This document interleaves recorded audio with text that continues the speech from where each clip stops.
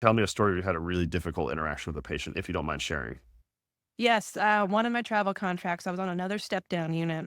I had a patient who word gets around very quickly on a unit who a bad patient is. And sometimes the nurses will trade shifts, so we all take turns taking care of a different one, difficult one.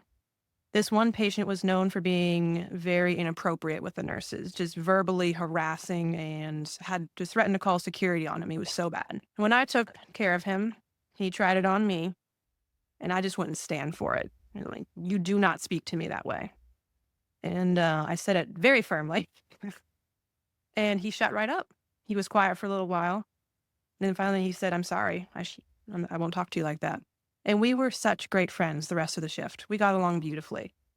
But until someone just really set the boundaries with him, he was not a pleasant patient. He was not appropriate. I know the hospital's a hard place for patients to deal with, and they're bored, and they don't have good boundaries, but you have to remember your nurse is a human, and you can't treat him or her like they're not. That's a great summary and really good point as well, because we talk about us having to be empathetic and perfect all the time. And of course, we're never perfect, but we we strive for that and we should, but there's a limit of what's acceptable in a way to treat us too.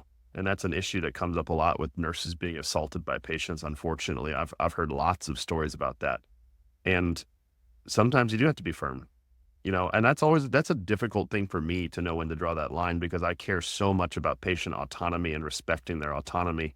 But sometimes you have to respect your autonomy and you can't just be abused, especially physically. And I think it's a good point you bring up about physical assault because cases of that are rising.